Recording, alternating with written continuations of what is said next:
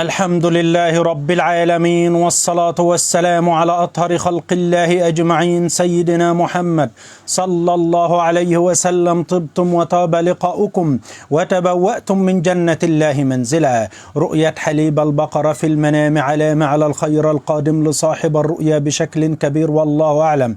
من يرى في حلمه أنه يحلب البقرة ويشرب من لبنها علامة على الرزق الواسع الذي لا ينقطع في حياة صاحب الرؤيا الأيام القادمة، والله أعلم.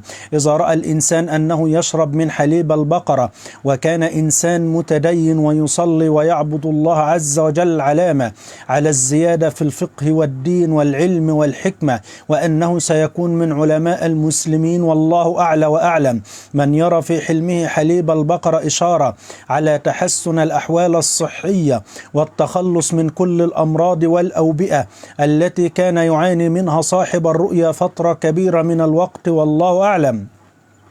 رؤية شراء لحم البقر في المنام، والله أعلم، علامة على المنفعة الكبيرة التي يحصل عليها صاحب الرؤيا بشكل كبير. رؤية شراء لحم البقر في المنام إشارة وعلامة على الأشياء السعيدة التي تحدث لصاحب الرؤيا الفترة المقبلة. من يرى في حلمه لحم البقر وكان طازجا، إشارة على زيادة في الرزق والمال الأيام القادمة، والله أعلم. رؤية شراء لحم البقر في المنام علامة على الأموال الورقية التي يكتسبها صاحب الرؤيا بغير مجهود منه أو تعب، والله أعلم. رؤية الميت يعطي بقرة للحي في المنام علامة على الزيادة في الرزق والمال الأيام القادمة، والله أعلم.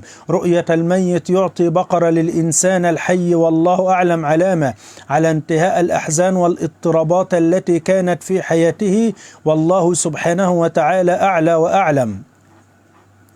رؤية تقييد البقرة وركوبها في المنام علامة على انتهاء الهموم والأحزان بشكل كبير في حياة صاحب الرؤيا. رؤية تقييد البقرة في المنام علامة على الفرج بعد الضيق، والله أعلم. حلم البقرة المربوطة في المنام علامة على نيل الخير والأفراح القادمة لصاحب الرؤيا، والله أعلم. رؤية البقرة تلد في المنام علامة على العمل الجديد الذي يحصل عليه صاحب الرؤيا الأيام المقبلة، والله أعلم.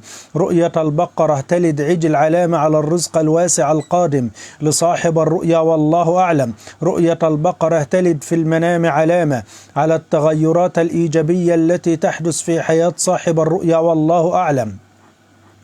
من يرى في حلمه أن البقرة تلد أمامه علامة على الرزق القادم إليه بشكل كبير الذي لا ينقطع، والله أعلم.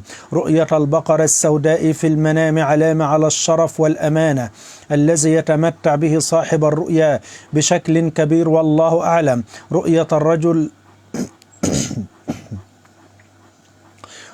الرجل للبقرة السوداء، والله أعلم، علامة على الرخاء والرفاهية التي يعيش فيها صاحب الرؤيا، والله أعلم.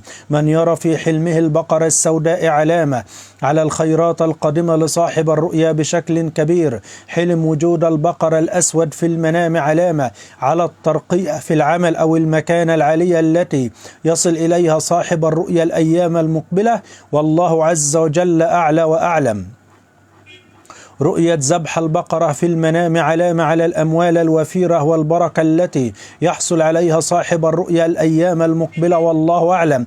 رؤية ذبح البقرة في المنام علامة على المال الوفير القادم لصاحب الرؤيا، والله أعلم. رؤية ذبح البقرة في المنام إشارة على الأشياء السعيدة الأيام المقبلة التي تحدث في حياة صاحب الرؤيا، والله أعلم.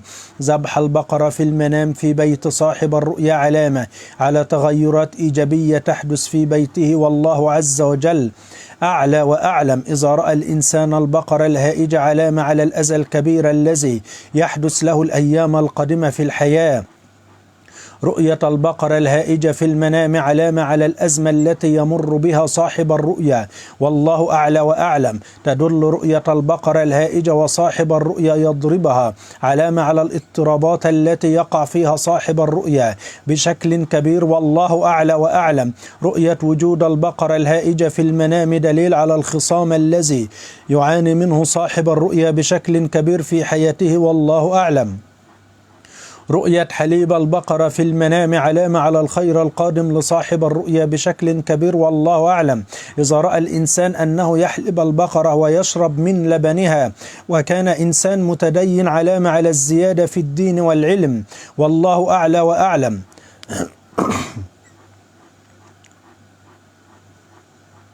رؤية حليب البقرة والله أعلم في المنام دليل على تحسن الأحوال الصحية بشكل كبير في حياة صاحب الرؤيا. ربما تكون الرؤيا إشارة على تحسن الأحوال الصحية والتخلص من كل الأمراض التي كان يعاني منها صاحب الرؤيا فترة من الوقت، والله أعلم.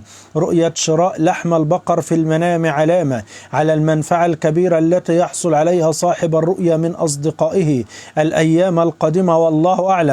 شراء لحم البقر في المنام علامة على الأشياء الجيدة التي تحدث في حياة صاحب الرؤيا. من رأى في المنام أنه يشتري لحم البقر علامة على صلاح الأحوال التي تحدث في حياته.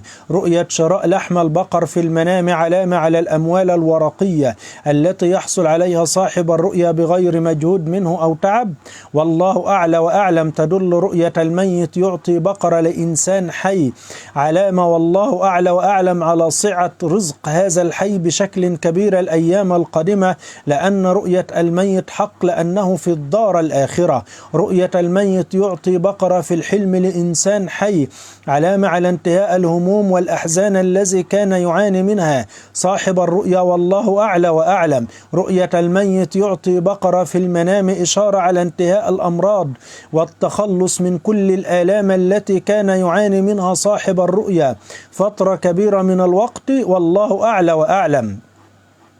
رؤية الميت يعطي بقرة في الحلم إشارة على انتهاء عداوة كان يخاف صاحب الرؤيا منها، والله أعلم.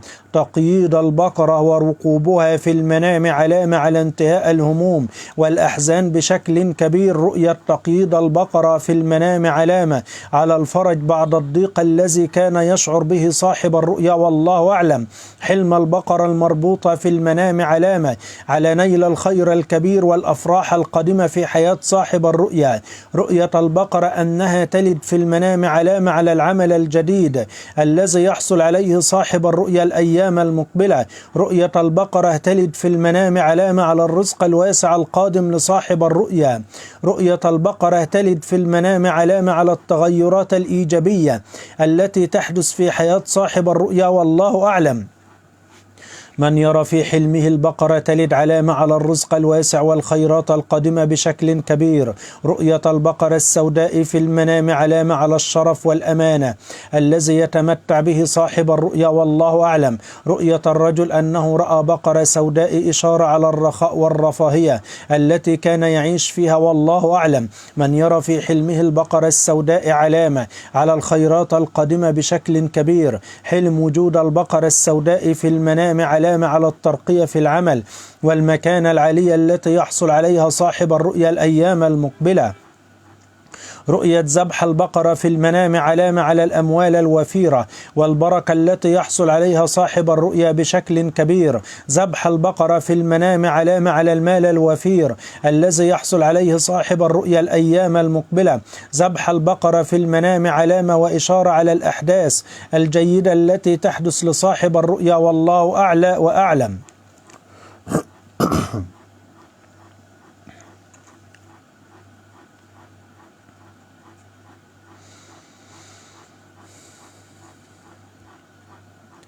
إذا رأى الإنسان أن البقرة كانت هائجة في المنام وتهجم عليه علامة أنه سوف يتعرض إلى أذى كبير جدا الأيام القادمة. رؤية البقرة الهائجة في المنام علامة على الأزمة الصحية التي يمر بها صاحب الرؤيا. رؤية البقرة الهائجة وتضرب صاحب الرؤيا بقرونها علامة على الاضطرابات التي يقع فيها في عمله الأيام القادمة بشكل كبير، والله أعلم. رؤية وجود البقرة الهائجة وتهجم على على صاحب الرؤيا علامة على العداوة والخصامة في حياته بشكل كبير، والله عز وجل أعلى وأعلم. رؤية صاحب الرؤيا يحلب البقرة ويشرب من لبنها علامة على الرزق الواسع والخير الذي لا ينقطع عنه الأيام القادمة في حياته، والله سبحانه وتعالى أعلى وأعلم. لا تنسوا قراءة آية الكرسي بعد كل صلاة مكتوبة وقبل النوم، ولا تنسوا أيضا وردا يوميا من كتاب الله عز وجل.